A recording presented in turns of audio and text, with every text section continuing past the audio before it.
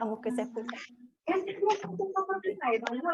Sí, por favor, si pueden cerrar los micrófonos. Bueno, voy a compartir pantalla, pero insisto, ¿sí? Ustedes pueden hacer preguntas en el chat, que Rodolfo va a poder, no hace falta al final, si no las podemos ir trabajando. En lo que dijo Rodolfo, sí, yo soy docente de la UBA, y desde que me recibí estoy trabajando en un... Sí, les pedimos por favor que verifiquen tener el micrófono apagado porque hay alguien que está haciendo, hay un sonido de ambiente, seguro está con la familia. Les pedimos por favor tengan los micrófonos cerrados. Florencia de secundaria de Mendoza, por favor. Florencia Millán, te pido si puedes cerrar el micrófono. Gracias. Sí, porque no me permitía tampoco cerrarlo de acá. Bien. Bueno, adelante Mariana y te pido disculpas. Perdón, porque me habían muteado a mí. Sí. Ahí, sí, ahí voy de vuelta, perdón. ¿Me dicen si se ve bien? ¿Sí? ¿Se comparte Se ve pantalla? perfecto. Ahí Bueno, se ve perfecto. Listo, ahí lo quería. A ver si se ve más grande. Les decía que yo estudié en la UBA y desde que me recibí empecé a trabajar con discapacidad y en la UBA no había tenido ninguna materia ni nada de formación en discapacidad. Así que todo el trabajo en relación a este tema es algo que fui construyendo, digamos, después de muchos años de trabajar con familias y adolescentes en Betania, lo cual agradezco un montón. Y es como un interés mío docente siempre, como estoy en la facultad y formo futuros psicólogos, siempre incluir la discapacidad en todo el trabajo con niños, adolescentes y familias, ¿sí? Bueno, mi idea de hoy, ya que el tema, por lo menos lo que me ha transmitido Rodolfo, es trabajar ESI, o la sexualidad, ¿sí? En niños y adolescentes con discapacidad. Yo, como les decía, soy psicoanalista, trato de cualquier concepto o palabra de la cual voy a ir contándoles, de construirla, poder consensuar con ustedes lo que voy trabajando, pero ustedes me pueden preguntar y repreguntar si hay algo que está bueno haber definido, aunque sea parezca obvio, de qué estamos hablando, ¿sí? Si hablamos de algún concepto.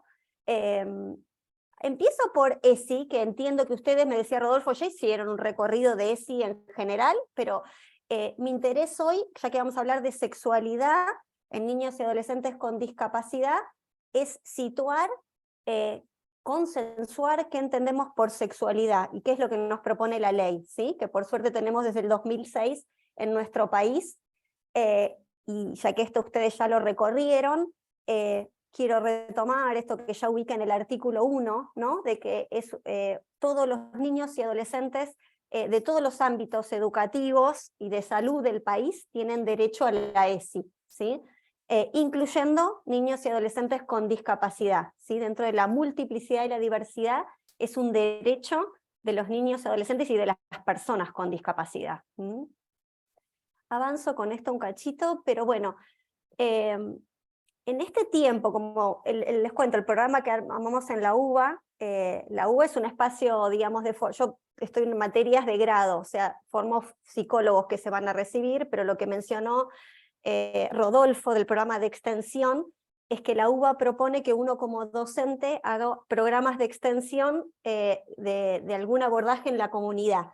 Así es como surge, en el 2009, a partir de la ley de ESI, un grupo de psicólogos que empecé a coordinar yo, nos empezamos a preguntar qué podíamos aportar nosotros a trabajar la ESI en las escuelas y en las instituciones. Nosotros que no somos psicoanalistas y que veníamos trabajando el crecimiento y la sexualidad en niños y adolescentes, ¿sí? ¿Qué podíamos aportar nosotros? Ahí es como surge el programa de extensión. Y desde entonces, que venimos recorriendo, la verdad, muchos lugares de formación, me encanta este espacio porque acá hay de provincias del interior, y la pandemia nos dio la posibilidad, en la UBA sobre todo, que ya tenemos ahora capacitaciones virtuales permanentes, todo el tiempo estar en contacto y formarnos con intercambios de diferentes contextos, ¿sí? de todo el interior del país, incluso a veces de algunos países limítrofes. esto nos hizo, por lo menos a nosotros, ir pensando cómo formarnos como formadores, ¿sí? Lo que me interesa como transmitirles es una forma que fuimos pensando nosotros que nos parece pertinente, ¿sí? Para poder formarnos como formadores de ESI. Yo creo que en nuestra trayectoria, que venimos de un trabajo interdisciplinario, porque este programa yo lo armé con una médica ginecóloga y con mucho trabajo con docentes del ámbito educativo, ¿sí? Creo que por un lado es re importante capacitarse en contenidos, ¿sí? Uno tiene que informarse y abordar un montón de contenidos de la ESI, de los niños y adolescentes con discapacidad. Yo acá les puntualicé algunos que me parece importante manejar, conocer, actualizarse permanentemente, ¿sí? Que tendrían que ver con los paradigmas que propone la ESI como ley, y cómo pensamos la discapacidad, que algo también quiero recorrer hoy, ¿sí? Y después, por lo menos lo que nosotros, yo como psicoanalista más puedo aportar como una mirada de las tantas interdisciplinarias tan importantes, es cuáles son los trabajos que va haciendo un niño y un adolescente mientras va creciendo con la sexualidad, con el cuerpo, con los vínculos, ¿sí? Porque y niños y adolescentes con discapacidad. Me parece importante que además de lo complejo del trabajo de la ESI, es situarlo, obviamente, en cada subjetividad y en cada momento del crecimiento, ¿sí? Que va a tener su especificidad. Pero también me parece importante, uno como para formarse, tiene que formarse en experiencias, ¿sí? La teoría sirve en tanto la podamos bajar a dispositivos de intervención. Entonces siempre la propuesta es que lo que uno aborda teóricamente, cómo lo llevamos a las prácticas que cada uno ejerce en el contacto diario con niños y adolescentes, en el aula, bueno, en ámbitos de salud, en lo comunitario, en talleres con familias, ¿sí? La idea es como, por eso yo tal vez mientras hablo voy a tratar todo el tiempo de dar ejemplos, porque yo pienso lo teórico en situaciones, ¿sí? Por lo menos es un ida y vuelta, lo teórico lo pienso en situaciones, y las situaciones que nos imponen pensar dispositivos de intervención nos hacen pensar la teoría, ¿sí? Y repensarla y reactualizarla permanentemente. ¿Por dónde empezamos? ¿Cuál es la puerta de entrada? ¿Sí? Esto está ya desde la ley, los primeros cuadernillos que salieron de la ESI, que propone que quienes van a ser formadores de ESI tienen que hacer un primer trabajo de deconstruir la representación que tenemos sobre sexualidad, ¿sí? Porque esto todo el tiempo lo vamos a estar transmitiendo en cualquier intervención que hagamos con un niño o un adolescente. Y todos los que estamos cerca desde algún ámbito de salud o educación, ¿sí? Porque recuerdan que la ESI al principio se pensaba que le competía solo el profe de biología en secundaria o el profe de educación física que trabajaba con el cuerpo. Hoy en día esto se viene por suerte deconstruyendo, pero es importante la responsabilidad que tiene cualquier docente, profesional de la salud, hasta los preceptores, diría yo, todas las personas que están cerca de un niño o un adolescente, porque ya en cómo los saludamos, cómo les hablamos, cómo intervenimos, vamos a estar transmitiendo mensajes conscientes, inconscientes, diríamos nosotros, sobre lo que entendemos de sexualidad, sobre cómo vemos, qué entendemos también de infancias y adolescencias, y de infancias y adolescencias con discapacidad. Entonces, vaya si tenemos mucha responsabilidad, ¿sí? Porque esto no hay que dejarlo ni al sentido común, ni tampoco a lo personal de cada uno. Me parece que acá hay una responsabilidad también de las instituciones de armar estos espacios de formación donde deconstruir, reflexionar y consensuar, a ver desde qué paradigmas y conceptos trabajamos, porque cuanto más lo reflexionamos, más van a estar en juego en las intervenciones que hagamos, ¿sí? Porque además uno va a intervenir a veces planificadamente y otras veces en un emergente espontáneo, ¿sí? Entonces ahí se juegan claramente todos los recursos que uno va construyendo permanentemente, ¿sí? En contenidos y en intervenciones.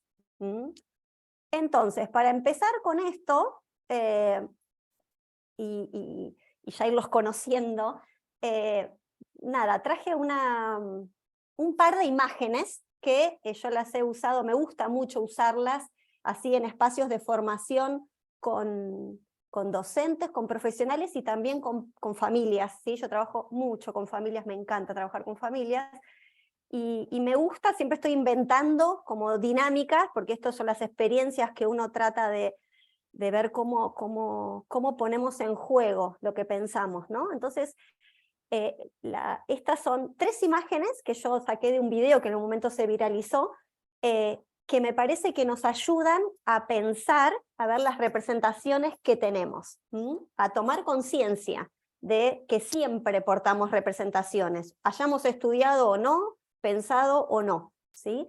Entonces, la idea es esta, yo les voy a mostrar, son 3 imágenes de, como van a ver, esqueletos, ¿sí? Que me pareció interesante porque como son esqueletos, no sabemos quiénes son, qué subjetividades hay ahí, no sabemos si son niños, adolescentes, cómo son. Entonces la propuesta es esto, a ver, les hago una primera pregunta y me interesaría ahora sí, como alguna lluvia de ideas en 2 minutos, ya sea por chat o si alguno se quiere desmutear, con esta primera imagen. ¿Qué imaginan, quiénes imaginan que son y qué están haciendo juntos? ¿Sí? ¿Quiénes en el sentido de quiénes podrían ser? Niños, adolescentes.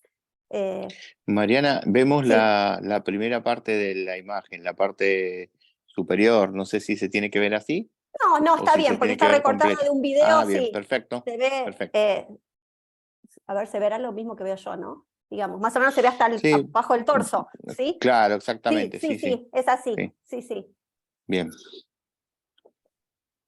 Tiro esta primera pregunta, a ver qué se les ocurre. ¿Quiénes dirían que, ustedes qué ven, pensando en lo espontáneo que uno ve ahí en esta imagen, que son huesos solamente, o sea, con lo cual ayuda a la proyección? ¿Quiénes dirían que son y qué están haciendo?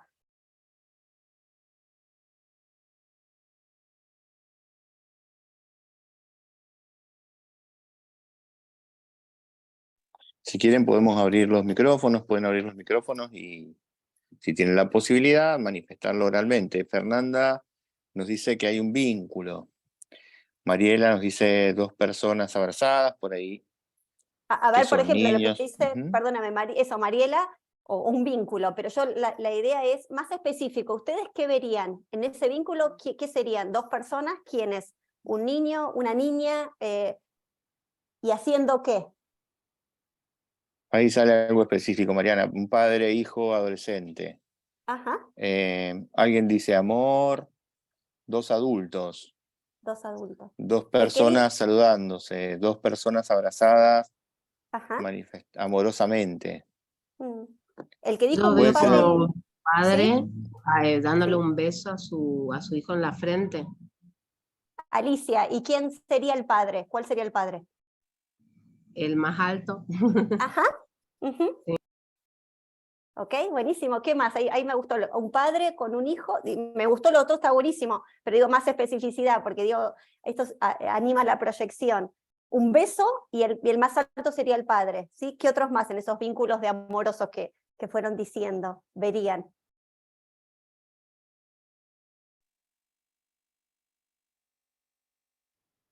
¿Qué tal? Buenas tardes. Se ven 2 personas, Sí. puede ser una pareja, puede ser una relación filial, y lo que se ve es como un abrazo, como un vínculo amoroso, una comunión de amorosidad.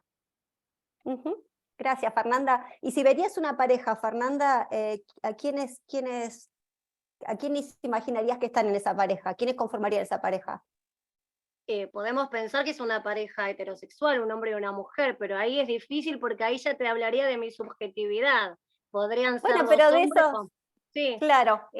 Si vos ves y una pareja heterosexual, ¿cuál sería el hombre para vos? el, el más alto. El El más más alto. alto sería el hombre y el que es un poquito más bajo es la mujer, pero bueno, Ajá. de mi subjetividad. Sí, está bien, pero esa es la idea, Fernanda, como que uno inevitablemente desde la subjetividad va a Sí. proyectar representaciones que tiene, ¿sí? Un abrazo y el más alto, me han dicho en otro así taller o espacio de formación, porque tiene la mandíbula más grande el más alto, puede ser un varón, ¿sí? Son cuestiones que uno tiene, fíjense, de representaciones no solamente de género, sino también del cuerpo, ¿sí? Avanzo con otra imagen, a ver, porque y estas son las otras dos. Primero la de arriba, a ver qué ven arriba, quiénes les parece, qué verían en los tres, fíjense que son 3 esqueletos arriba.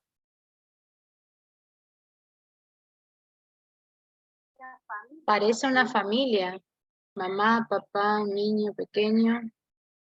Ajá. Ahí de vuelta, la representación de familia sería, ¿quién sería el padre, la madre y el niño? ¿No?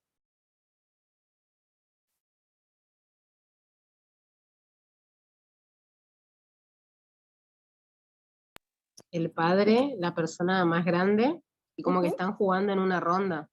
Ujú. Y la última, la de abajo, también que hay otras 2 personas, digamos, ¿qué les parece que están haciendo y quiénes podrían ser?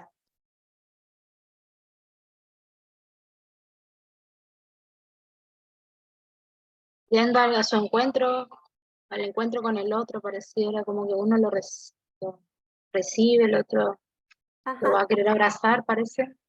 Ujú. Y una pregunta, ¿en alguna de estas imágenes ustedes vieron algún niño o adolescente o persona con discapacidad? ¿Se les ocurrió, se imaginan que están ahí o que podrían formar parte? No, a mí no se me ocurrió. Ajá. La imagen de abajo, ¿se me escucha? Sí, sí. En la imagen de abajo, observando por la posición del brazo, como un poco desequilibrado, me parece una persona con alguna discapacidad Ajá. motora. Ok. Bueno, a ver, gracias por estas lluvias de comentarios. Les muestro de dónde es el video, de dónde saqué las imágenes, ¿sí? Porque las imágenes yo las saqué de un video que entiendo que se hizo en Estados Unidos para un Día de los Enamorados, pero, a ver, me dicen si... ¿Ahí se comparte el video? ¿Se ve la imagen? Sí. Ahí va, les muestro la imagen para ver cómo... Ahí va.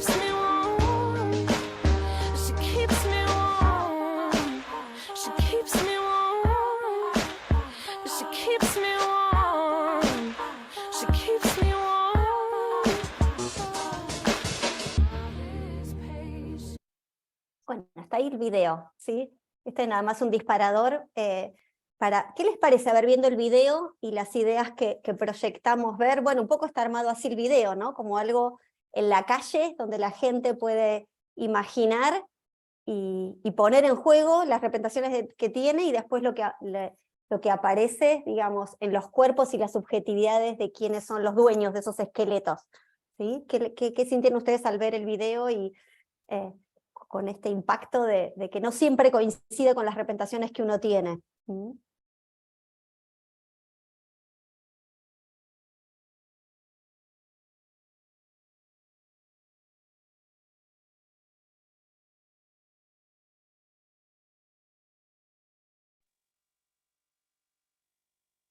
Estas imágenes lo que muestran es como la diversidad también, ¿no? Las distintas sexualidades, ¿no? Digamos, en cuanto a relación de pareja, porque ahí veíamos que eran parejas heterosexuales o del mismo sexo, y todas hacían referencia a la sexualidad como encuentro, como comunión, como vínculo. Uh-huh. Mm. Por lo menos fue solo lo que pude llegar a ver, ¿no? Digamos, como esta sexualidad integral, que no es algo de lo biológico, sino que tiene que ver con lo emocional, con el encuentro, el vínculo, expresar la personalidad, expresar las emociones. Bueno, gracias Fernanda, y por ahí aparecía en el chat también cómo se juega, obviamente, las representaciones de lo diverso que uno va... Dice Sí, Gabriela, la influencia de mis preconceptos. sí. En el chat decía Gabriela, la influencia de mis preconceptos. No sé si lo estás viendo, Mariana, quizá no hace falta que lo lea. No, no lo estoy leyendo ahora, léemelo, Rodolfo, sí. Decía Gabriela, la influencia de mis preconceptos al...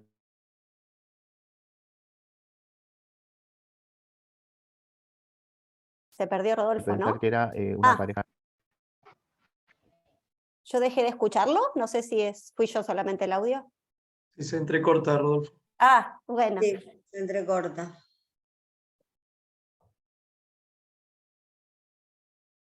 Bueno, a ver, no sé si alguien más quiere, o Virginia, leer lo que decía en el chat. Yo aprovecho para, porque, sí, decí, Virginia, perdona.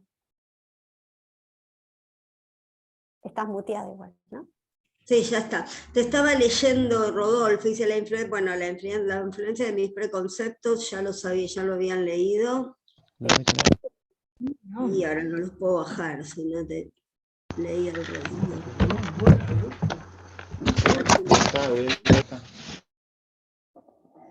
Sí, no veo otro. Si alguien dijo algo que no lo repetimos, que no lo leímos, si lo puede decir en voz alta, se desmutean y lo dicen.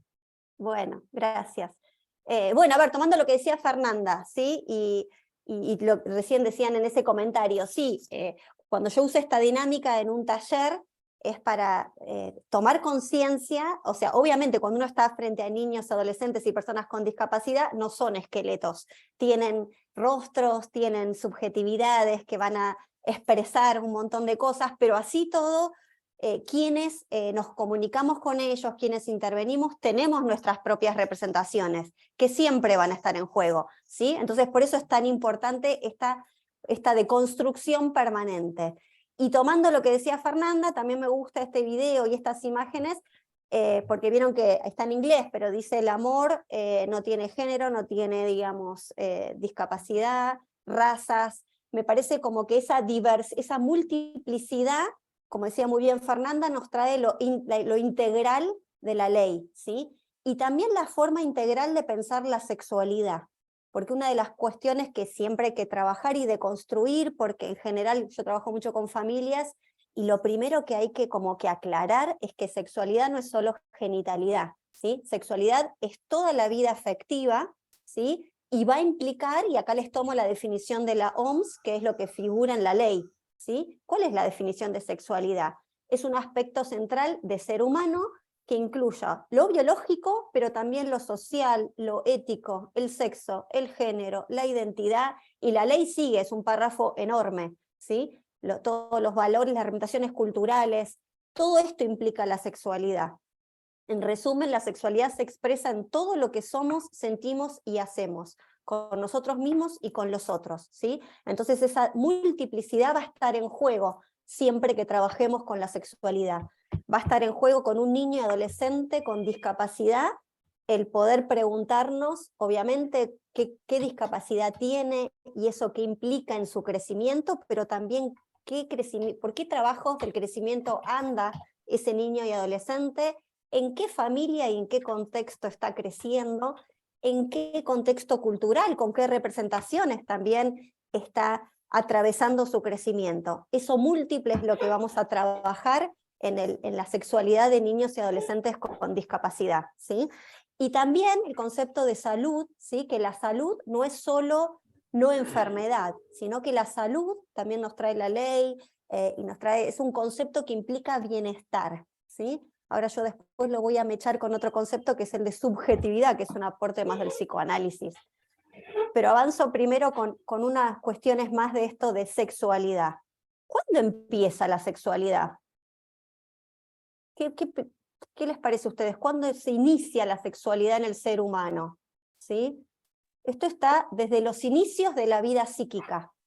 Está toda la vida, pero también está hasta antes de nacer, ya con las representaciones, los deseos, cómo a uno lo imagina el otro, ahí ya está en juego la sexualidad.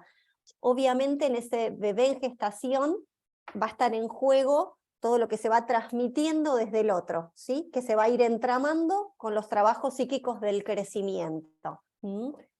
Y la sexualidad desde el otro, ¿sí? El ser humano, ustedes saben que, a diferencia de los animales, necesitamos del otro porque, por un lado, porque no somos capaces de sobrevivir biológicamente solos, necesitamos que tenga uno otro que nos cuide del hambre, del frío, de las necesidades biológicas, pero no solo eso, ¿sí? El ser humano, a diferencia de los animales, necesitamos un otro que introduzca también la vida afectiva, porque si no también corremos riesgo de la vida, hasta la vida biológica. Vieron que los bebés en situaciones de marasmo, a veces cuando están muy atendidos, incluso muy bien médicamente, pero si no hay un otro en terapias intensivas, en situaciones médicas difíciles, que en discapacidad a veces se atraviesa mucho en las primeras infancias, es tan importante el cuidado biológico como la atención del otro, de la vida afectiva, ¿sí? Es un nutriente tan necesario como la comida, el abrigo, la vida afectiva, es lo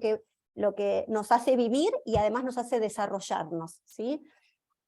En esto nosotros es muy importante tomar dimensión del impacto que genera en esa subjetividad que se está construyendo en ese niño o adolescente y la familia, la irrupción de una discapacidad, ¿sí?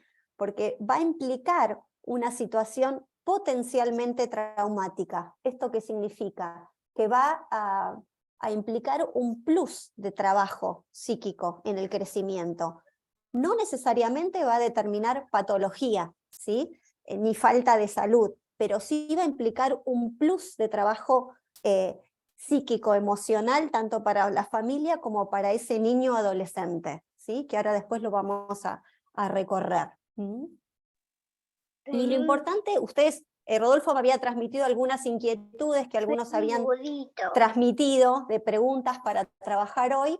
El trabajo con las familias es fundamental. Primero porque la sexualidad empieza desde los inicios de la vida psíquica y la familia es el grupo primero que la transmite y que va a acompañar todo el crecimiento de un niño adolescente. En niños con discapacidad, muy tempranamente hay intervenciones compartidas entre la familia y profesionales o docentes que intervienen, ¿sí? Desde la estimulación temprana, desde asesoramientos médicos, desde cuestiones terapéuticas, y ahí es muy importante el trabajo con la familia, ¿sí?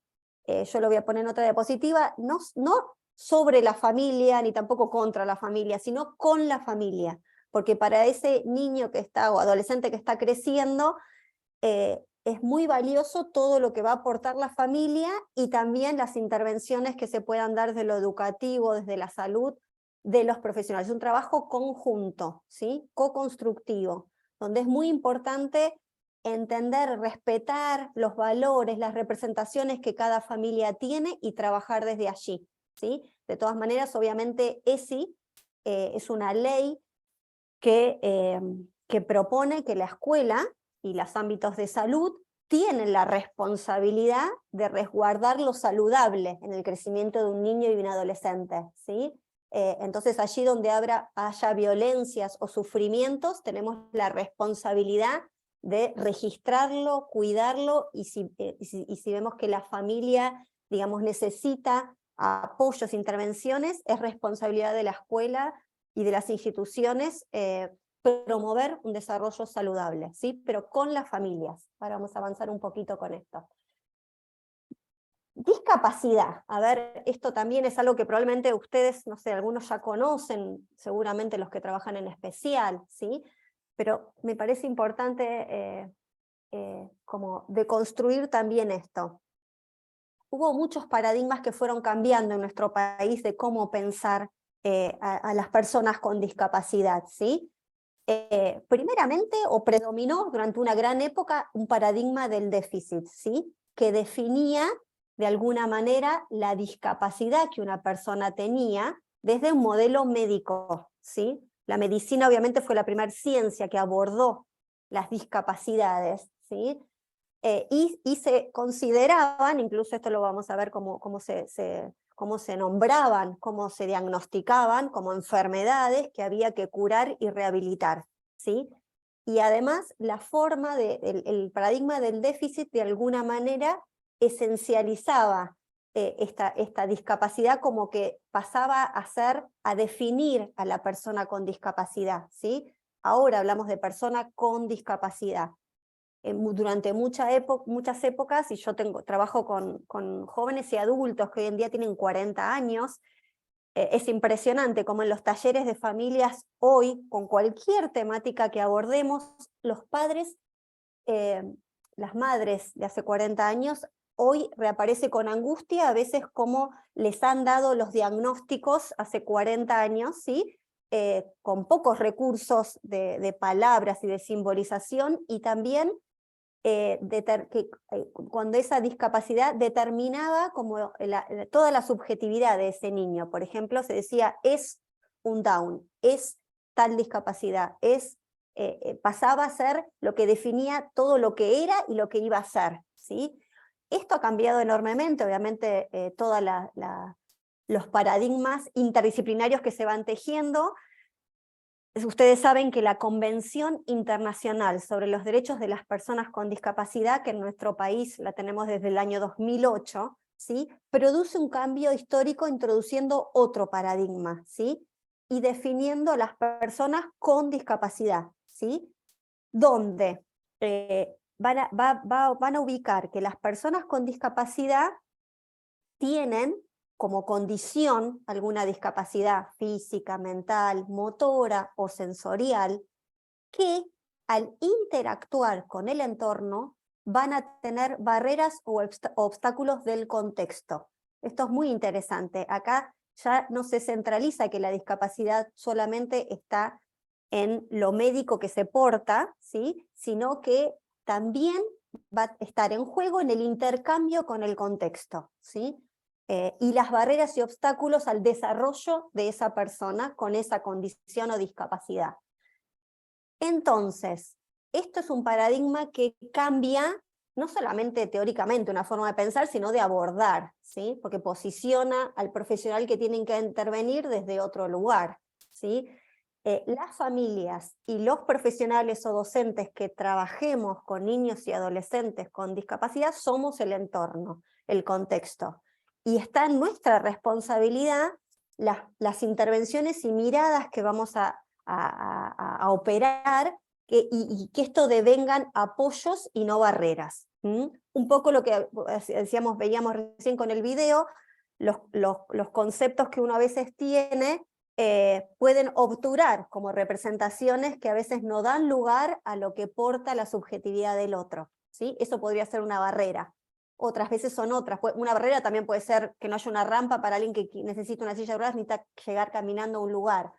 Eso es lo que más culturalmente se asocia a una barrera en relación a la discapacidad, pero las barreras más difíciles son las que se juegan en la mirada y en las representaciones que tiene el otro, ¿sí?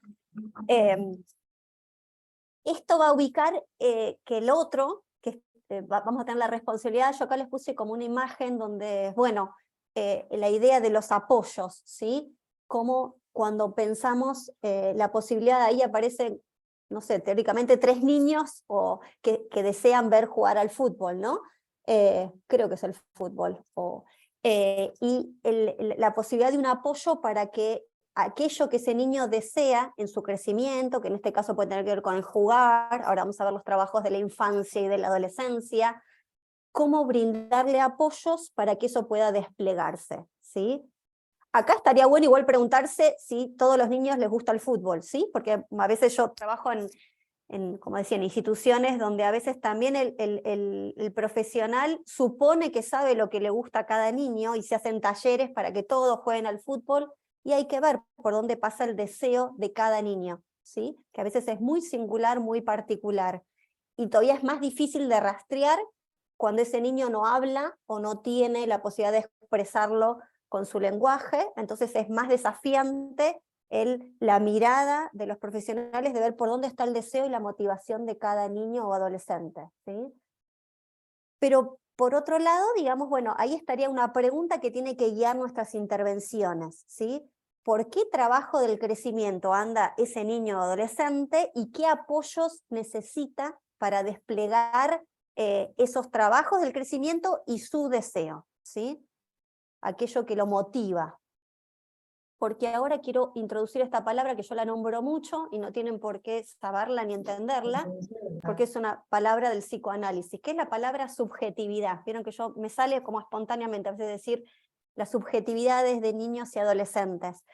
En el psicoanálisis, ustedes seguramente en educación ya está muy incluida también este concepto. Me encanta esta imagen que les puse de este nene en silla de ruedas, porque si bien es un niño que seguramente no puede mover sus piernas, ¿no? Por una discapacidad motriz que porta, es interesante en su mirada, en sus bracitos, en sus gestos, la fuerza que transmite de su subjetividad, ¿sí? Y esto es el motor para cualquier intervención y un trabajo de la subjetividad. En psicoanálisis esto es un concepto que nos aportó Winnicott. Winnicott fue un viejo psicoanalista después de Freud, que saben que lo interesante es que era pediatra y también después psicólogo, ¿sí? Pero como era pediatra y se ocupaba del cuidado, justamente del crecimiento biológico de los niños, él se preguntaba qué es lo que hacía que alguien se sienta vivo, pero vivo en el sentido de deseante, ¿sí? Porque alguien puede estar vivo biológicamente y sin embargo estar muy triste, muy depresivo y no tener ganas de vivir, ¿sí? Él hablaba de por dónde pasa la fuerza de sentirse vivo, ¿sí? Y así es como definió la subjetividad, que la subjetividad es la fuerza que todo el ser humano porta, ¿sí? Que es un movimiento de producción deseante, ¿sí? Tiene que ver con poner en juego el deseo propio, ¿sí? La subjetividad estaría ahí donde el deseo se pone en juego, ¿sí? Y tiene fuerza. Seguramente cada uno de ustedes puede pensar dónde habita, dónde cada uno de ustedes se siente vivo, ¿sí?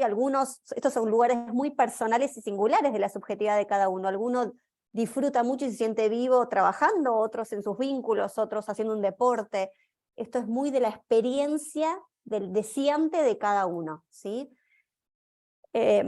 Entonces, la subjetividad es algo que tenemos que ir como rastreando todo el tiempo, de por dónde pulsa la subjetividad de cada niño y adolescente, porque ahí va a estar la llave de la fuerza deseante, ¿sí? Para aprender, para crecer, para moverse. Y esto es un desafío constante de búsqueda, ¿sí? De dónde están, y sobre todo en niños que a veces han tenido muchas intervenciones médicas, que tienen poca fuerza a veces o motriz o por otras discapacidades, aún así, digamos, la subjetividad ahí habita y hay que buscarla porque es el lugar por donde hay que intervenir, ¿sí? Para en esa mirada o en ese gesto que nos está transmitiendo, que motoriza su deseo, porque por ahí va a aprender, por ahí va a tomar una intervención, ya sea educativa o terapéutica, ¿sí? Y además, otra palabra, otro concepto es la constitución subjetiva, ¿sí? Niños y adolescentes son tiempos de constitución psíquica, o sea, la personalidad de cada uno tienen tiempos de construcción. La infancia y la adolescencia son valiosísimos porque todavía se están construyendo muchas herramientas de la personalidad de cada uno. Después de determinada edad, en la adultez, la subjetividad sigue produciendo, porque uno es un sujeto deseante toda la vida, pero terminan los tiempos de constitución. Entonces, la responsabilidad nuestra de intervenir en los tiempos de constitución todavía es más importante, porque ahí las intervenciones generan la creación de recursos psíquicos, ¿sí? De herramientas que es el momento de construirlos, porque está en construcción. Entonces, vaya responsabilidad si se juega. Entonces, con estos paradigmas, me interesa como hacer el puente, la integralidad entre la sexualidad, que trabajamos al principio, en las subjetividades de niños y adolescentes con discapacidad, ¿sí? La complejidad que esto implica, porque pensar ESI en niños con discapacidad y adolescentes es una de las cosas más difíciles. Ya pensar ESI es un tema todavía desafiante en las escuelas en general, aunque la ley viene desde el 2006. Pero ESI, además en niños y adolescentes con discapacidad, tiene todavía más obstáculos, ¿sí? Acá me interesa como precisar algunas cuestiones, ¿sí? La discapacidad, entonces, desde el paradigma que ubicamos de la convención que nos plantea, es una condición de que tiene una persona, niño, niña, adolescente o adulto, ¿sí? En un momento sociocultural y en un momento de crecimiento, ¿sí? Que puede o no producir diferentes efectos en esa subjetividad, en la familia y en sus vínculos, ¿sí? Pero no es una cosa de causa-efecto determinante, sino que es una condición y que en cada subjetividad, en cada momento del crecimiento, va a tener múltiples posibles efectos saludables y otros más obstaculizados, que van a estar muy influenciados por el contexto. La discapacidad no determina el deseo, esto que decíamos, esta fuerza deseante de la subjetividad no está determinada por la discapacidad. No hay ninguna discapacidad que obture lo deseante por sí misma, ¿sí? Solo condiciona parcialmente su nivel de funcionamiento, ¿sí? Esto es importante pensarlo en ejemplos. No es que un niño por tener una discapacidad no va a desear, sino que va a tener diferentes vicisitudes que atravesar en registrar su deseo, en expresarlo, en comunicarlo, en tener un contexto que lo habilite, etc. ¿Sí? Mariana, te interrumpo sí, un momentito claro. para conectar con esto que estás diciendo. Justamente Sí. les propusimos a todas las participantes, los participantes, que pudiesen ver antes de este encuentro una película de Maite Alberdi que se llama Los Niños, que está disponible en Netflix, donde varias personas con discapacidad, adultos, todos ellos, participan de la vida de un centro terapéutico en el que manifiestan, específicamente de eso se trata la película, cómo ellos van manifestando su deseo, ¿no? Diversos deseos, de constituir una pareja, de tener relaciones sexuales. Así que bueno, precisamente esto que vos decís, pudimos verlo o pudieron verlo a lo largo de esta producción documental. Bueno, buenísimo, para el que no tiene vivencias, digamos, yo algunas cosas las doy por obvia, pero bueno, está bueno aclararlo, y también porque yo, como trabajo con jóvenes con discapacidad, bueno, esto te empapa todo el tiempo, ellos estas cuestiones deseantes. Yo tengo jóvenes que, bueno, quieren tener novia, que se quieren casar, que preguntan, digamos, que quieren invitar a su novia al cine el fin de semana. Esto es algo cotidiano que hay que trabajar con ellos y con las familias, ¿sí? Y en esto yo valoro mucho, después lo vamos a ver cuando trabaje lo de adolescencia, el lugar del trabajo con acompañantes terapéuticos, con profesionales a veces de la comunidad, que generan redes para habilitar estos procesos adolescentes. Pero bueno, me seguís interrumpiendo, Rodolfo, o quien tenga una pregunta, justamente, si no yo avanzo y tal vez hay cuestiones para compartir, ¿sí? Bueno, también esto que decía, ahí se vuelve a ver la pantalla, ¿no? ¿Sí?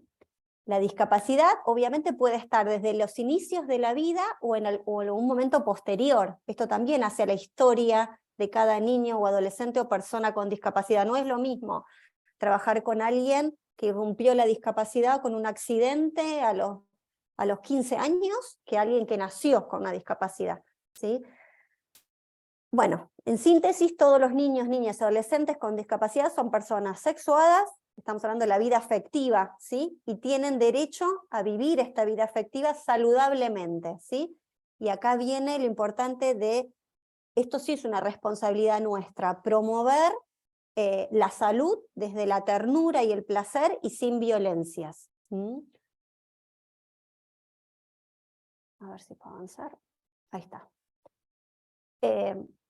Ahora yo voy a avanzar un poquito, pero a ver, me parece importante este como diagnóstico diferencial, que esto es importante, por eso es la posibilidad de que los docentes, que son quienes están en contacto todo el tiempo con niños y adolescentes que están creciendo, puedan como diferenciar lo saludable que aparece en un niño que está curioseando, que va a hacer preguntas, que se va a tocar o masturbar, que va a preguntar, que va a tener conductas exploratorias, ¿sí?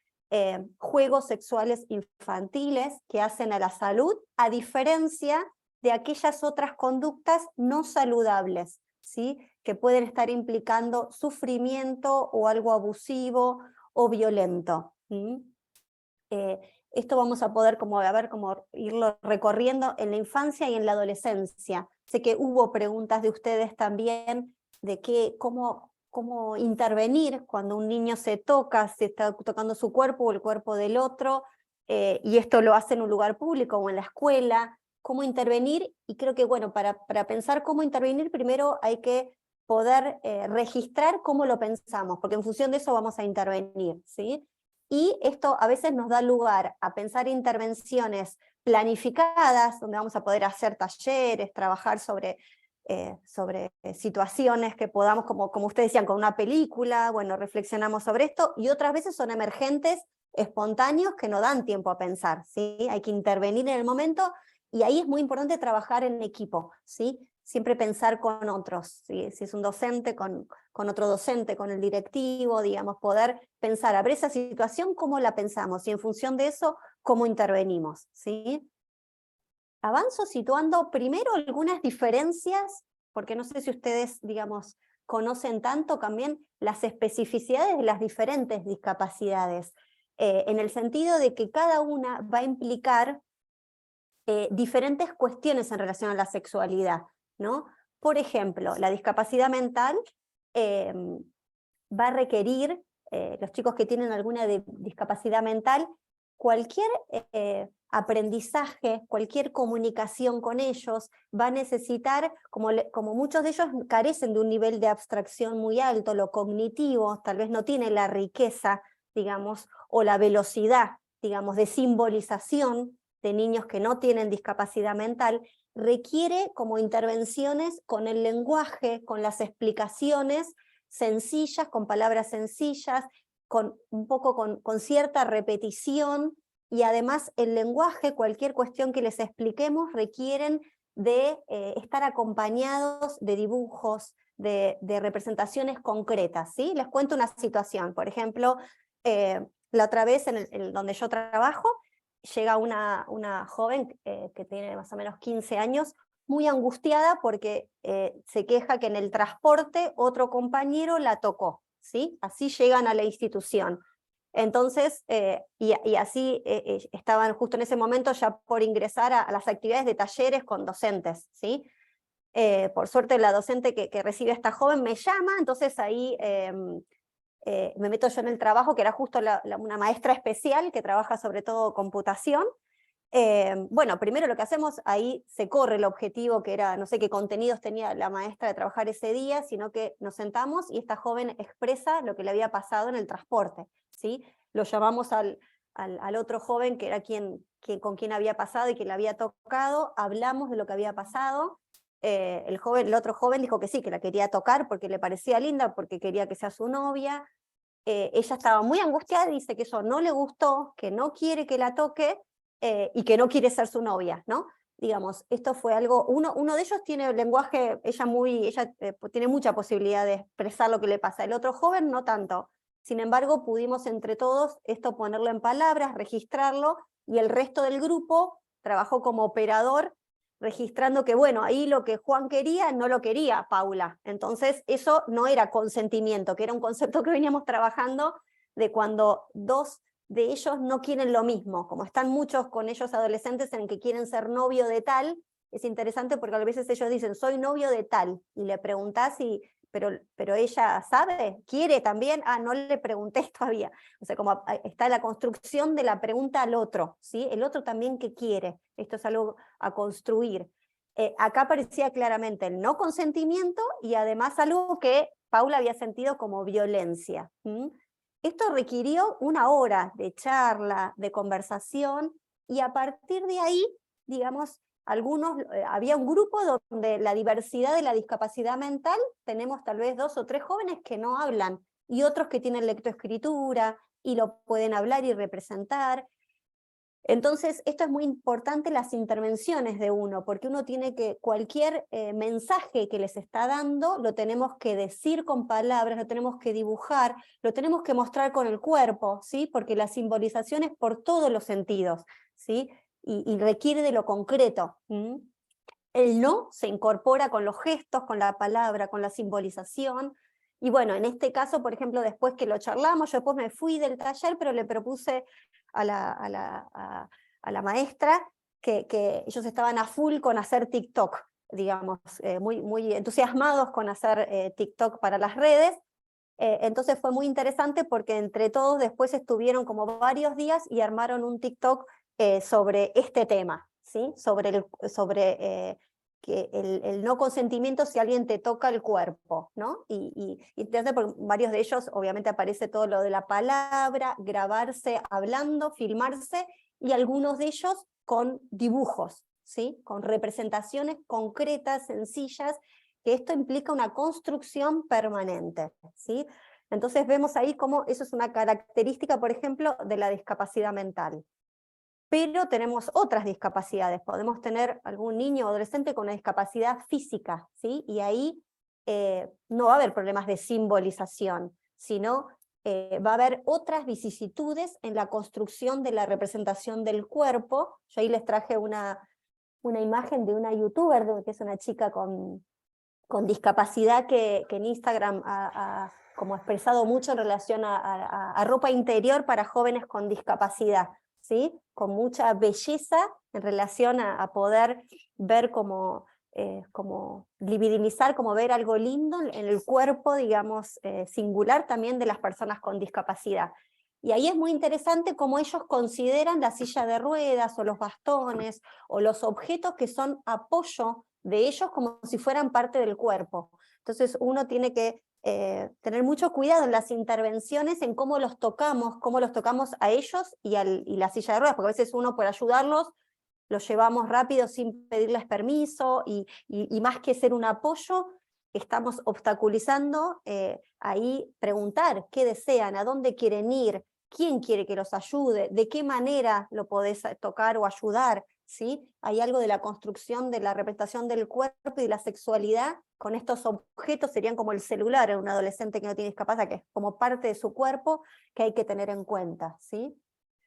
Otra discapacidad con muchas vicisitudes particulares es la parálisis cerebral, porque ahí hay una cierta dificultad con lo muscular, que muchas veces implica la dificultad de los chicos en el lenguaje, ¿sí?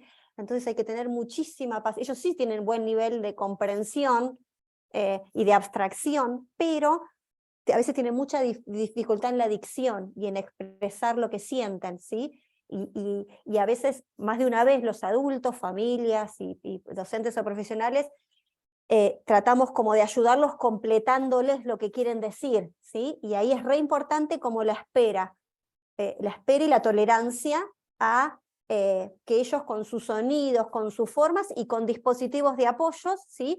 Poder expresar lo que ellos quieren, porque si no uno termina como significando algo que a veces no es lo que ellos desean expresar, ¿sí? Y generamos más frustración, o a veces dejan de querer expresarse porque van sintiendo que nadie los va a entender, ¿sí? ¿sí? Entonces esto es muy importante en relación a la autonomía, la comunicación y al deseo. Otro es la discapacidad visual, ¿sí? Esto es muy interesante.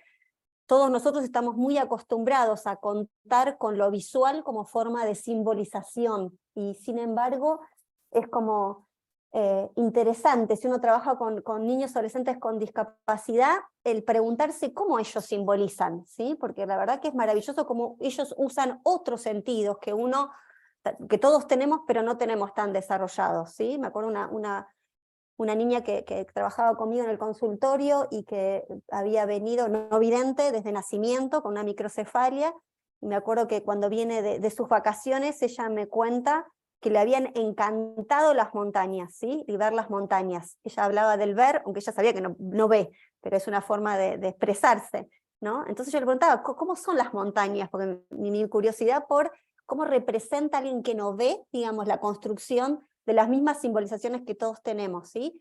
Y cómo ahí lo auditivo, lo sensorial, ella había tocado, obviamente con mucho apoyo de la familia, había construido una representación de montaña con un montón de sensaciones también brindadas por el entorno, ¿sí? Con olores, ¿sí? Y muchas veces yo me encontré a veces trabajando con ella en consultorio, cerrando los ojos para ver cómo poder conectarme con todo lo que ella me transmitía y que se puede simbolizar sin lo visual, ¿sí? Que a veces predomina mucho, y ni hablar con todo lo digital nuestro. Y otra diferencia, especificidad, se juega en lo auditivo, ¿sí? Los chicos sordos, ahí la comunicación, lo vincular, la sexualidad, tiene sus vicisitudes. Piensen que el lenguaje de los chicos sordos, lo que ellos hablan se ve, es algo como muy difícil para ellos construir la categoría de intimidad, ¿sí? Porque todo lo que se va diciendo es algo que lo pueden ver todos, ¿sí? Entonces, por ejemplo, eso es un tema interesante que yo lo he visto mucho en adolescentes con discapacidad auditiva, ¿sí? Nada, estos ejemplos son todos para mostrar que además de lo específico del crecimiento, tenemos que tomar en cuenta lo específico de cada discapacidad, que como decía al principio, no va a determinar ni obturar de ninguna manera que ahí no haya una subjetividad deseante, pero sí obviamente va tal vez a jugarse en el modo de funcionamiento, ¿sí? De ese cuerpo, de esas expresiones, de la comunicación, y por ahí es por donde hay que construir los apoyos y las intervenciones. Un par de cuestiones más. A ver, primero en relación a la familia, el trabajo con familias, ¿sí? Yo cuando hablo de familias, a ver, como que primero lo que me parece de vuelta, como de construir, no estoy hablando de la familia tradicional, ¿sí? Madre, padre, hijo biológico. Cuando hablo de familias, estoy hablando más de funciones familiares, ¿sí? A mí me parece muy interesante en este programa que mencionaba Rodolfo, que yo tengo, que me permite ir a hacer talleres de ESI a muchos jardines y escuelas de todo Buenos Aires, de Cava más que nada. Me parece re interesante cuando hacemos talleres de familias en lugares muy vulnerables, ¿sí? En Villa Lugano, en lugares donde... y uno convoca a las familias. ¿Quiénes vienen a las talleres de familias? ¿Sí? A veces viene un vecino del barrio que cuida a todos los niños de la cuadra, ¿sí? Y él se considera que es la familia, y es quien ejerce la función de crianza en esos niños, ¿sí? Cuando estamos hablando de familia, estamos hablando de un adulto, porque hay una simetría, es otra generación. En una pareja no habría familia, sí puede haber familia en una familia monoparental, con un solo padre o madre, o alguien a cargo de la crianza, y tiene la responsabilidad de la crianza, del acompañamiento de la crianza de ese niño o niña mientras va creciendo. Entonces, cuando trabajamos con familias, tengamos también la apertura, la diversidad de funciones familiares, ¿sí? Todo aquel que está a cargo, digamos, o que ejerce alguna función de crianza. Para abrirlo también en las escuelas, y a veces hasta las notas o las invitaciones, no es solo mamá y papá, es familias, ¿sí? Apelando a las funciones. Una de las Perdón, ¿sí? Perdón, Francisco, acá. Sí. Algo que me planteo siempre es cómo sucede o cómo impacta esto que estás contando, que estás hablando, cuando nos encontramos con diferentes familias que ha tenido el niño a lo largo de su vida. Una familia biológica que le ha dado la vida, pero después ese niño ha pasado por una cuestión X, lo que no importa, la crianza o esa función parental la tiene la abuela, el abuelo, o de repente ese niño, a ver, lo traigo a colación porque esto que estaba pasando hoy en Mendoza, por ejemplo, dejaron en la puerta de la casa de una señora, de una mujer, una bebé de un día y medio, abandonada. La dejaron envuelta, porque claramente esa bebé fue al hospital pediátrico, la atendieron y demás, y ahora está esperando que le den el alta médica, está divina, digo, desde su salud, y se va a ir con otra persona que no es su mamá. Entonces, pero digo, estas cosas pasan, y pasan mucho, y en nuestras escuelas lo tenemos mucho de estos casos, ¿no?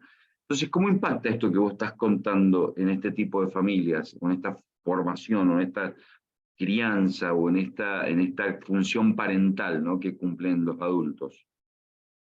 Y mira, de lo que nosotros venimos como viendo y estudiando, y más que nada desde la experiencia, lo que impacta, me parece linda esa palabra que vos traes, en generar un desarrollo saludable, o a veces no saludable, tiene que ver con cómo se ejercen esas funciones familiares, ¿sí?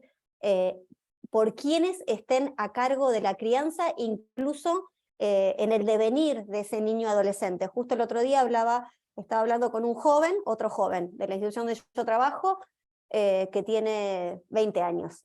Javier se llama, y Javier me contaba en realidad por primera vez que él es adoptado, ¿sí? Su mamá ya falleció, y él actualmente, en realidad estábamos hablando justo en un taller, y él, fíjate la situación que me planteaba, que él es adolescente, y que ahora está viviendo con su tía, quien se hace cargo de su crianza es su tía. Yo, como trabajo en Betania, donde trabajo, hay jóvenes y adultos, y hay hogar también, y hace 20 años que trabajo ahí, entonces he seguido mucho a las familias y he visto las transiciones. Hay muchos de los padres que ya no están, chicos que hoy en día tienen 40 años, los padres ya fallecieron, entonces también vivo, y trabajo mucho con la asistente social, los cambios en quienes pasan a ejercer las funciones de crianza, que muchas veces son los hermanos, a veces son los tíos, a veces, bueno, es el hogar, pero con algún otro familiar, un primo hermano.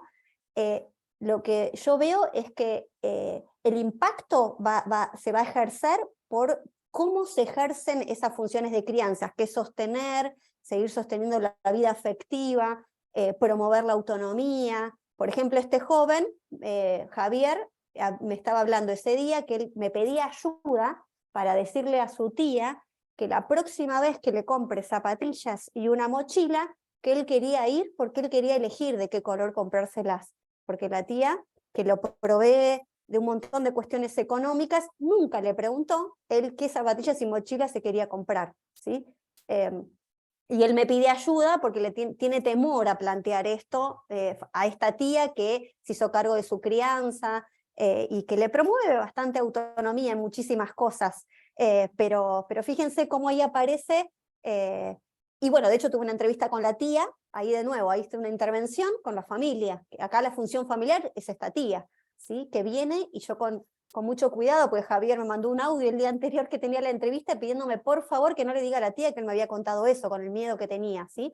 Entonces trabajé con la tía, bueno, que estamos trabajando, la institución, el proyecto y la autonomía, y que Javier tiene tantos recursos que, bueno, le empecé a preguntar cómo él hace para vestirse, elegir la ropa que se quiere poner. Le contó a la tía que tiene una novia y que la quiere invitar a salir. Bueno, es un poco brindar ahí un apoyo para movimientos deseantes adolescentes en este joven, ¿sí? y uno ahí está interviniendo con las funciones de crianza, que no siempre son, acá sí es una tía biológica, es una tía adoptiva también, porque en realidad él fue adoptado de origen, y ahí la tía, aprovecho y le pregunto a la tía, fíjense en cuanto a esto, el origen de la familia, me cuenta que en realidad Javier fue una adopción ilegal que la mamá hizo de una vecina que había tenido a Javier y que se dio cuenta apenas había nacido que tenía una discapacidad y que dijo que no lo podía cuidar y se lo dio a la mamá de Javier, ¿sí? Entonces fíjense cómo uno reconstruye los movimientos, los diferentes, y los relevos de las diferentes funciones de crianza, ¿sí? Y que van a tener impacto en el crecimiento de ese niño, no tanto por la cantidad ni por la diversidad. Yo hoy en día que veo familias ensambladas, familias de diversidad de identidad de género, lo que impacta en la subjetividad es cómo sostienen las funciones parentales, familiares, ¿sí? No sé si en esto contesto algo, esa pregunta que es un Sí, desafío sí, en realidad de totalmente. intervención. Sí, muchas gracias. Sí, y reflexionando, perdón que tome la palabra tanto, ¿no? Reflexionando esto que vos decís, yo pienso, digo, crianza no significa siempre presencia, o sí, y muchas veces estas funciones parentales que se manifestarían concretamente en la crianza, la asumimos otras personas. Digo, me ha tocado algún caso especial en donde me terminan diciendo, mis estudiantes o algún estudiante me termina diciendo, no querés ser mi papá por lo que me decís. Entonces, digo, estas cosas por ahí suelen ser así, ¿no? Y uno excede, sin querer exceder muchas veces, y otras veces sí, a propósito, excede esa función docente. Claro. Sí, también si ustedes si tienen algunas instituciones que hay hogar, ¿no? Yo eso lo veo mucho, me acuerdo en pandemia, que bueno, trabajamos mucho virtualmente con los jóvenes también con discapacidad, con toda la dificultad que implicaba lo virtual en discapacidad, y me acuerdo que como pasamos un año y medio largo en virtual, festejamos cumpleaños, eventos de todo durante ese año, y me acuerdo que para la época del Día de la Familia, ellos propusieron hacer un video, que me pareció re interesante, en una época que además había muchos familiares que estaban muriendo de COVID, compañeros con COVID, fue muy angustiante, sobre las familias, ¿sí? Y fue muy interesante porque primero construimos, obviamente co-construimos un trabajo interdisciplinario con otros profesionales, que los mismos concurrentes nos manden fotos de las familias, ¿sí? Y ahí aparecía la diversidad de las funciones familiares. Por un lado, en la pandemia nos mandaron montones de fotos con sus mascotas. Los perros, gatos de sus casas aparecían, eran como un integrante más de la familia, y fotos de ellos abrazados a sus perros, a sus mascotas, como una cuestión afectiva realmente muy fuerte. También algunos de ellos, los que estaban en hogar, mandaban fotos por ejemplo, del hogar y de alguna enfermera o alguna persona permanente de cuidado en la crianza, digamos, en el vivir conjuntamente, o un compañero con el cual compartían cuarto, que bueno, lo consideraban como familia, ¿sí? Y me acuerdo que después también propusimos con la ayuda del musicoterapeuta a ver que le pensaran una música a ese video que compaginaba todas las fotos, y me encantó porque después de debatir mucho, eligieron la música, vieron la de Phil Collins, la de Tarzán, en castellano, ¿no? Que la letra va contando la historia de Tarzán, que es adoptado por un mono, digamos, ¿no? O sea, como que aparece él como diferente, extraño en la selva, y la mona como... Y la canción de Phil Collins, bueno, habla de esto, de ser diferente, y del cuidado y del afecto del corazón del otro en relación a una función de crianza y de ternura, ¿sí? Me pareció interesante porque era una simbolización bellísima, tanto lo musical como las fotos, como ellos te van diciendo, a ver, ¿quiénes cumplen las funciones familiares? ¿Sí? Entonces, cuando hacemos intervenciones con familias, talleres con familias, tengamos la apertura de incluir al que venga, el que considere familiar y el que los chicos consideren familia, ¿sí? Porque son referentes en el acompañamiento de promover su crecimiento. Y también ahí, antes de ir al Power, porque me gusta verlos a ustedes, yo les ponía ahora una imagen de lo traumático que, o sea, a mí me sensibiliza mucho el trabajar con familias por la angustia que ellos transmiten de lo que es el impacto de la discapacidad en una familia, ¿sí? Un hijo o un familiar, siempre uno proyecta desearlo, que sea, digamos, que sea lindo, que tenga futuro, que le vaya bien. La discapacidad de alguna manera irrumpe como algo que angustia muchísimo, porque pone en jaque todas las representaciones que uno tiene para ese hijo y para ese futuro de familia, ¿sí? Entonces requiere como una contención, palabras, simbolizaciones, ¿sí? Y lo más interesante para mí en el trabajo con familias es pensar esto en lo múltiple de un grupo, no es familia, no es, es todo la red que un niño adolescente construye, que lo va sosteniendo, y hay que hacer un diagnóstico de las potencialidades en las familias, ¿sí? Una vez en las familias pesca que tal vez tal familiar es más complicado, no va a promover algo, digamos, del deseo de este niño o adolescente, o lo va a obstaculizar, y tenemos por otro lado lo que nosotros llamamos potencialidades resilientes, ¿sí? A veces hay un hermano, un vecino, un cuidador, que es el que realmente abre la puerta, escucha, o es alguien para tenerlo de aliado en un taller y que promueva a ver qué intervenciones se pueden hacer. Entonces hay que hacer una lectura siempre de por dónde sí se puede, ¿sí? Porque la discapacidad está como siempre poniendo en jaque lo que no se puede, ¿sí? Para el niño adolescente y también para la familia que viene, digamos, como con muchos no posibles, ¿sí? Entonces uno tiene que siempre ir rastreando por dónde está el deseo y por dónde hay potencialidad resiliente. Digo, hablo de la resiliencia porque recuerdan que la resiliencia es algo que se ha tomado en lo social, en lo educativo, pero viene como viene hasta creo que de la metalurgia, es como un choque de metales, ¿no? Cuando un metal choca con otro, un metal resiliente es una capacidad que tiene un metal de tener plasticidad, de no romperse y volver a tomar una nueva forma, ¿sí? De ahí se tomó esta idea de cómo desarrollar potencialidades resilientes, incluso en niños que han estado en situaciones muy vulnerables, ¿sí? Eso también me acuerdo que Rodolfo me transmitió en la encuesta de ustedes, había alguien que preguntaba, ¿cómo hacer para ayudar a aquel que viene de una familia, de un contexto violento, vulnerable, ¿sí? Creo que uno tiene que estar siempre buscando a ver por dónde podemos encontrar alguna potencialidad resiliente en ese niño adolescente que seguro va a estar sostenido por algún vínculo de algún cuidador, alguien que ejerza una función familiar de rescate, ¿sí? De sostén, de ternura, de autonomía, digamos, por ahí es por donde podemos como trabajar. No digo que siempre sea fácil, y también es cierto que muchas veces es función de la institución, tenemos que intervenir a veces hasta a nivel judicial para resguardar la salud de un niño, un adolescente que está en riesgo, ¿sí? Eso pasa mucho y pasa muchas veces también.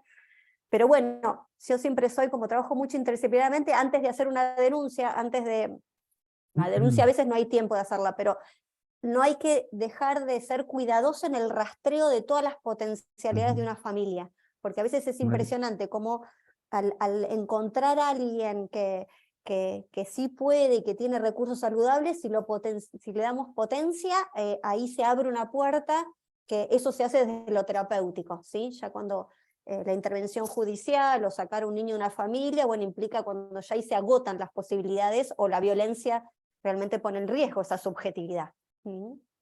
Mariana, estamos en Sí. unos minutitos para antes del corte, así Sí. que si quieres avanzar por ahí con algún Dale, avanzo concepto un más que cachito te más con el parezca Power, y fundamental, como a las 8 minutos de... haríamos el Sí, corte y después volvemos para el trabajo en pequeños grupos. dale. Bueno, este es esta imagen quería mostrarles esto del choque, como la sensación de lo que vive una familia, ¿sí? Con el impacto que implica la discapacidad. Pero, a ver, dejando a las familias, quiero situar 2 o 3 cosas, si se puede, digamos, antes del corte, en relación a infancias y adolescencias, ¿sí? Porque me parece que eso es interesante después trabajarlo. Entiendo que acá hay de inicial, de primaria y de secundaria. Algo valiosísimo en la infancia es obviamente el jugar. Esto los que trabajan en inicial lo tienen mucho más claro que yo, el jugar es el proceso por el cual un niño va creciendo y haciendo todos sus trabajos del crecimiento, ¿sí? El jugar como espacio lúdico, deseante, simbólico, transicional, bueno, todos esos espacios, ¿sí?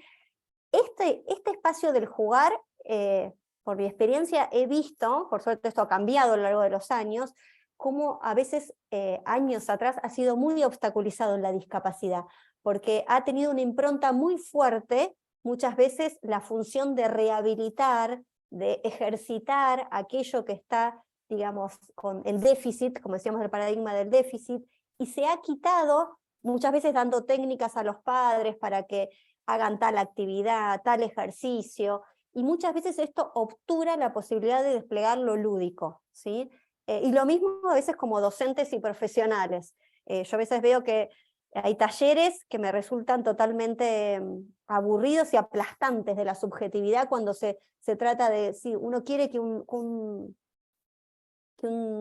niño aprenda obviamente a leer y a escribir, porque es un recurso valiosísimo, pero si no tiene nada para decir, ¿de qué sirve que repita 10 veces la A? Y no se va a apropiar de ese aprendizaje si no hay intención comunicante y deseo de lenguaje, ¿sí? Hay cuestiones que hay que desplegar con el jugar. El jugar es el espacio más valioso en la infancia, porque despliega el imaginar, el pensamiento, que es lo que obviamente más se trabaja en el aprendizaje, es un pensamiento, digamos, también subjetivo, psíquico, ¿sí?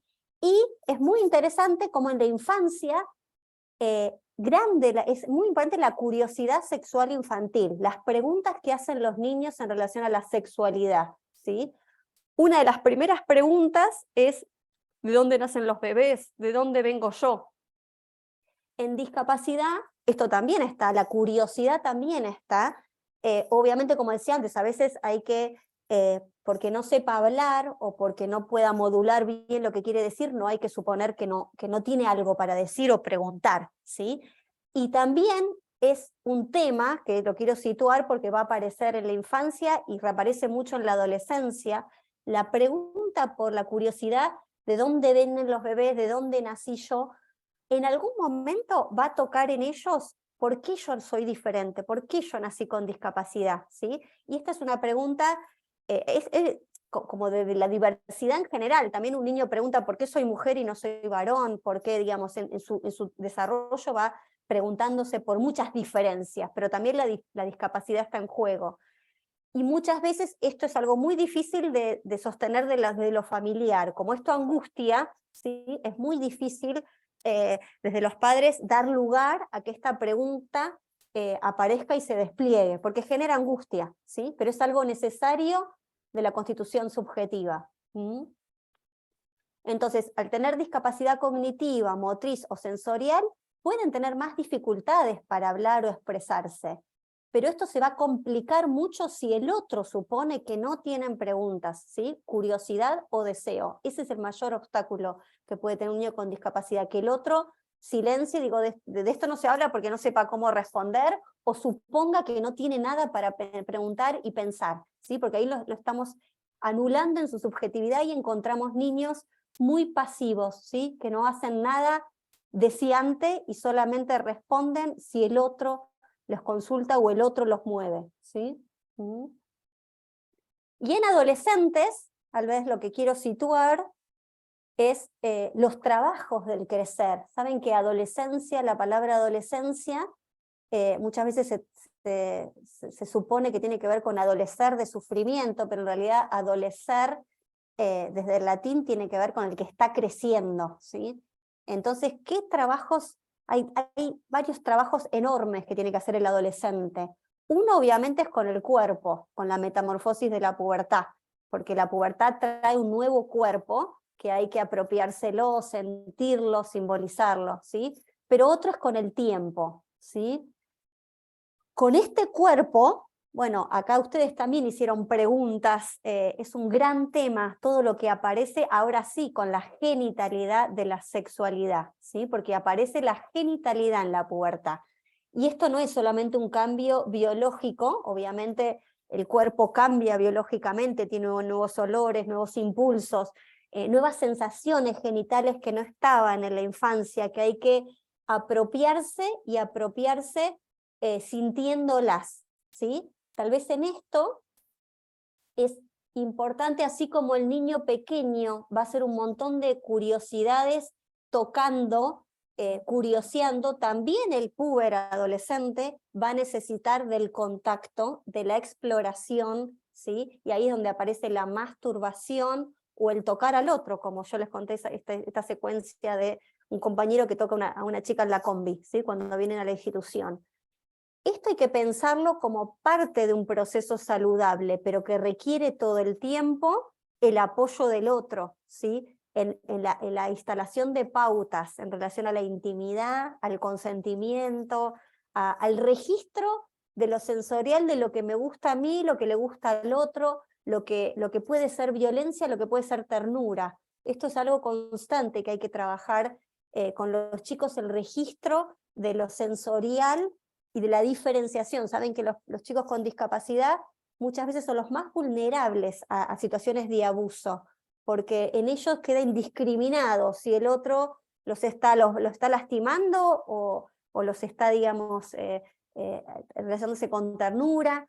Esto es un ejercicio que hay que hacer constantemente entre ellos que son pares y también con el adulto, ¿sí? Como poder registrar lo propio, y acá de vuelta, como por eso yo les ponía la diversidad de las discapacidades al inicio, hay que hacerlo con lo múltiple sensorial, ¿sí? Cualquier intervención que hagamos hay que ayudarlos a construir simbolizaciones, no solamente de la palabra, sino escribirlo, dibujarlo, tocarlo, actuarlo, ¿sí? Muchas veces algo uno va viendo, un proceso como un niño se apropia subjetivamente, más cuando hay niveles cognitivos más sencillos, o que no pueden ver o escuchar, necesitan de otros apoyos para apropiarse de ese aprendizaje, que es un aprendizaje subjetivo, ¿sí? Y al principio es un registro, a ver, esto que me está pasando, ¿me gusta, no me gusta? ¿Es algo que tiene que ver con la ternura o es algo que tiene que ver con la violencia? Eso es algo como,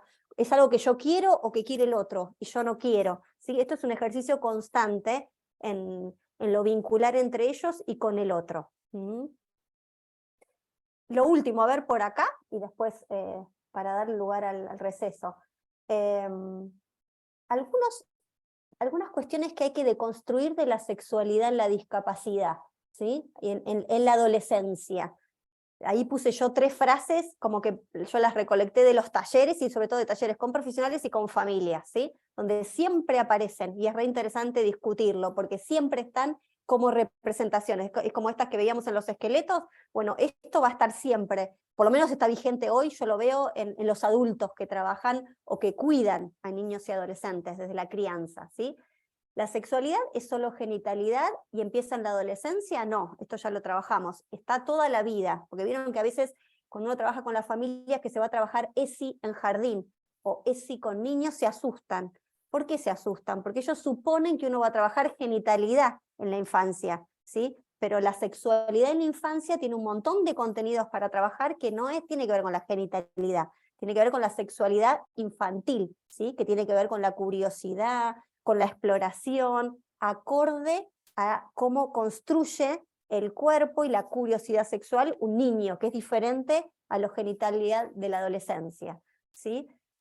Esto lo dicen mucho los adultos y los padres, y muchas veces los docentes, ¿no? Si hablamos, los profesionales, me ha pasado, si hablamos de sexualidad, incentivamos la aparición de la sexualidad, ¿sí? Como que se va, y van juntos de la mano, o que se va a incentivar una sexualidad sin límites, que aparece en la segunda frase en rosa. Las personas con discapacidad no tienen límites, no se van a poder controlar.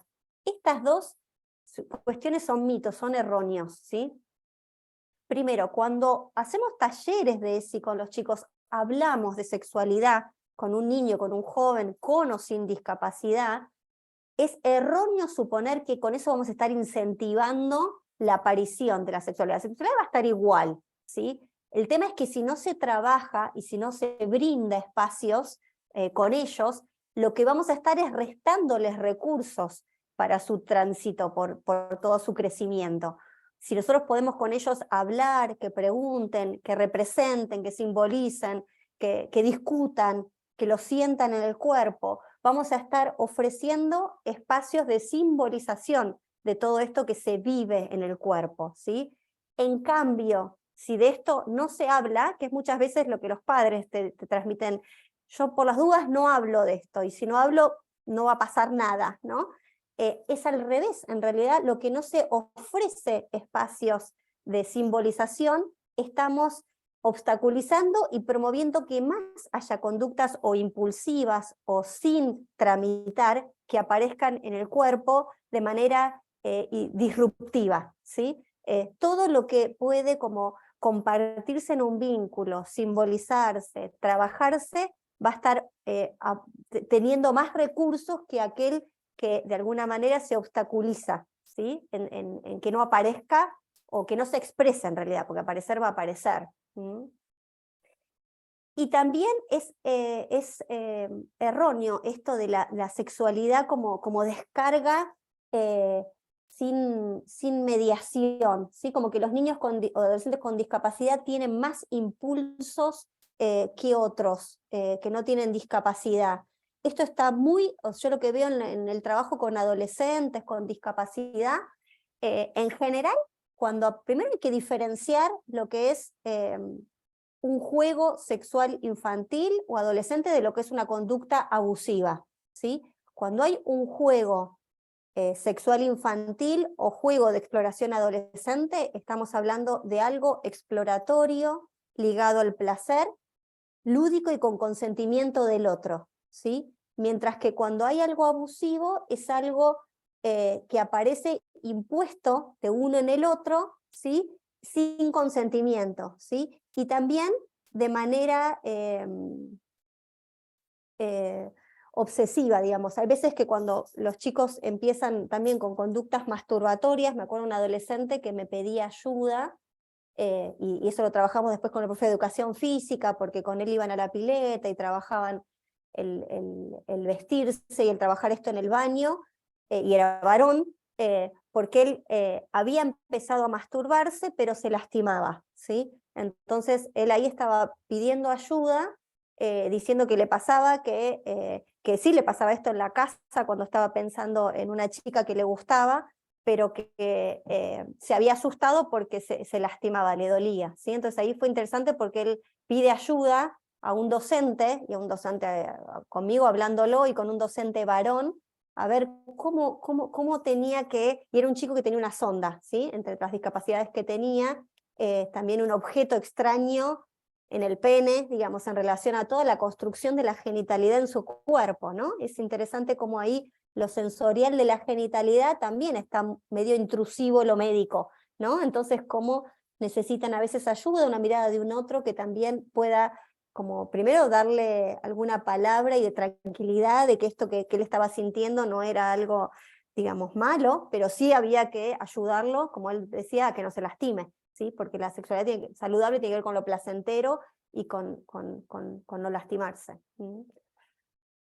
Bueno, pero dejaría por acá, así dejo el tiempo y después Bien, seguimos sin un el más, tema de ¿eh? familia lo vamos a retomar la vez que viene con la licenciada Lujana Vitt, que nos va a ayudar a pensar todo el abordaje de familias en términos específicos.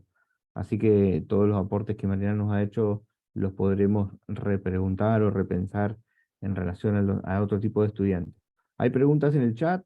Mariana, te propongo que hagamos un corte ahora de unos 5 minutos, porque tenemos que terminar alrededor de las 20. Les digo, 30, 40 años se caracterizan por una pasividad enorme, que siempre estoy tratando de ver dónde está la intensidad de la sexualidad, porque fue tan aplastada en sus historias de vida la posibilidad de expresarse, que en realidad se los ve como muy aplastados más que con mucha intensidad.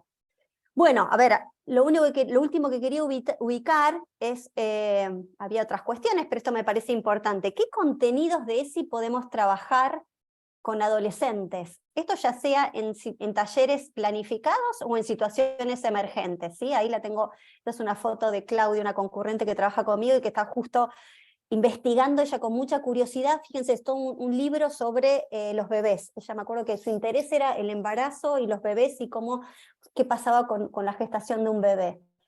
Además de seguir las preguntas y los deseos de ellos, a ver, acá les sistematicé contenidos que aparecen siempre y que además que ellos requieren ser trabajados. Los cambios y las diferencias que trae la pubertad, ¿sí? Ellos vivencian cuestiones físicas nuevas que no estaban en la infancia. La diversidad de sexo y de género, ¿sí? La diferencia entre lo que es el sexo biológico con el cual nacieron y el género, que tiene que ver con cómo se construye y se autopercibe la identidad de género, ¿sí? Comprender el cuerpo y los sentimientos agradables y desagradables con las zonas corporales. Esto tanto en los vínculos de amistad como en los vínculos de parejas, ¿sí? O sea, es muy, muy interesante. Todo el tiempo con ellos hay que trabajar la diferencia entre lo que es formas de contacto con el otro, que me gusta a mí, que le gusta al otro, que son socialmente aceptadas, un saludo, un beso, un tocarse de determinada manera, de aquellas otras que no implican consentimiento, o no me gusta a mí, no quiero que me toquen de esa manera, y poder decir que no, ¿sí?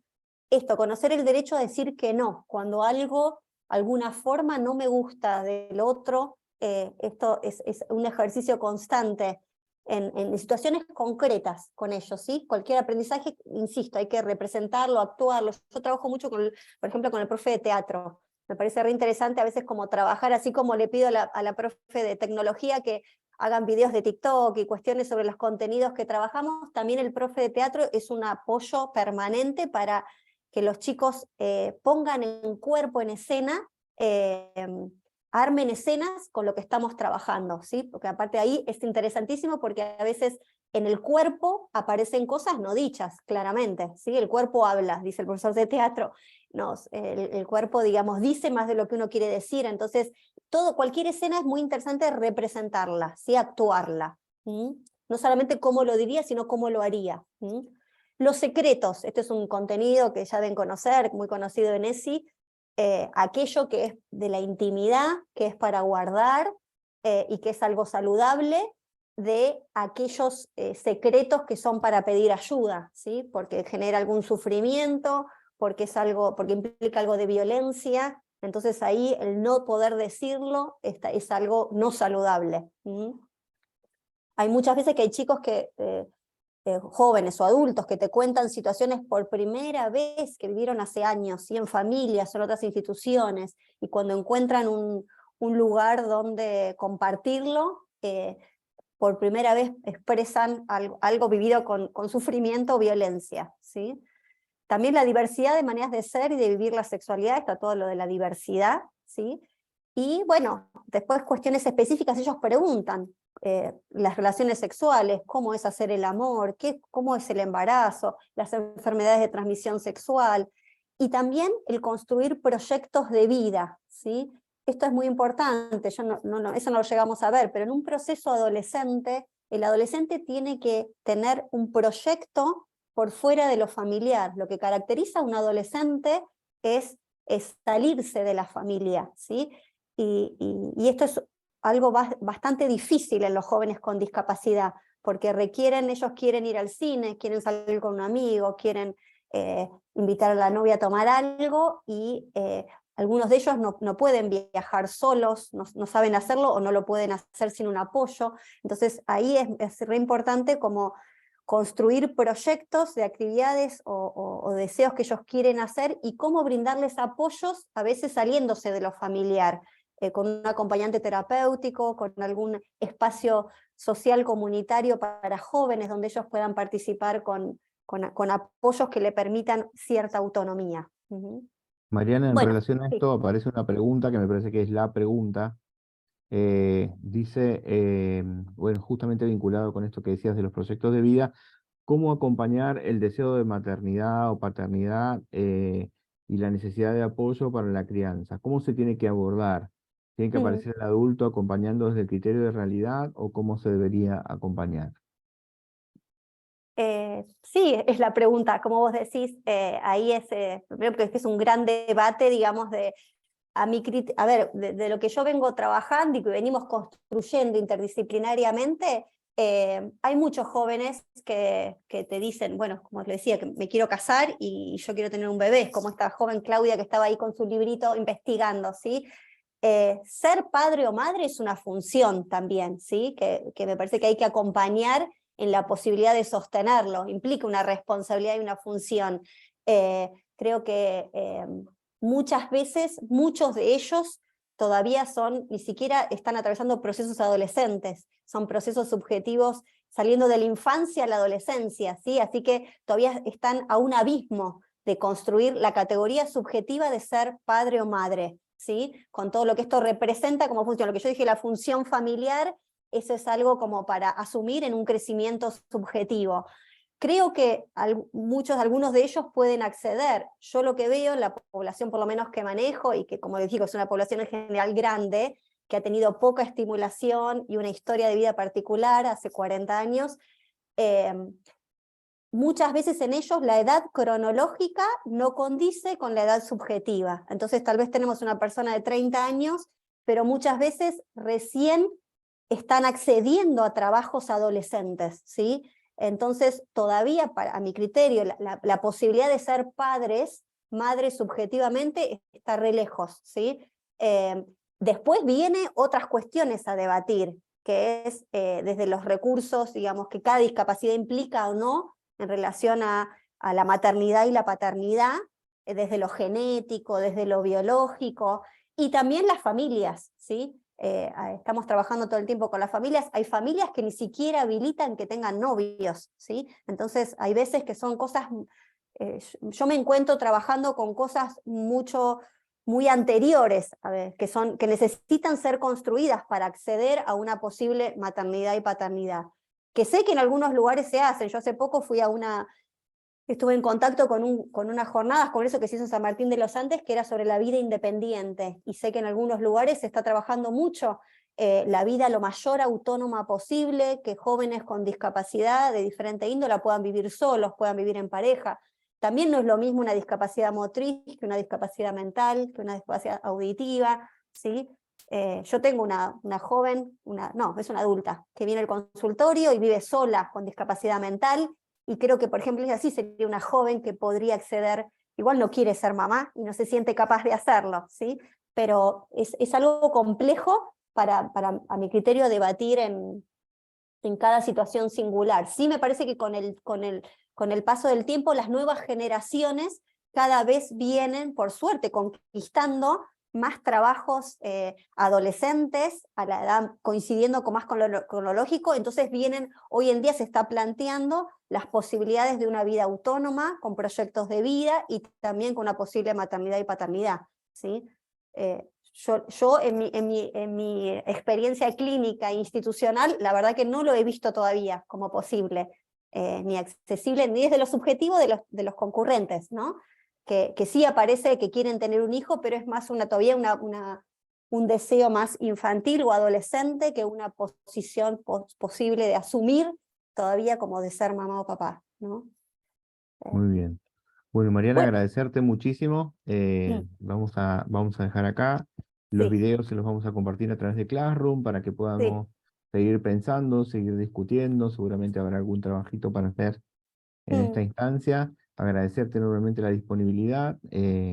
Bueno, y pedirles a todos, a todas, que entonces hoy, en vez de saludarnos, de pedirnos chau chau, pongan alguna frase, alguna palabra, algo que les haya quedado del taller como a manera de rótulo, de cierre o de hashtag en el chat. Entonces de esa manera nos despedimos. Nos encontramos en el mes de septiembre para trabajar entonces el tema de las familias, específicamente cómo acompañar desde nuestro rol a las familias en la tarea que les toca de ESI. Ahí está el primer hashtag, el desafío ESI sin barreras. Gracias, Mauro. Detenemos la grabación, Virgi, y les agradecemos a todas, a todos. Muchas gracias, María, por todo lo que nos has compartido en la tarde de hoy.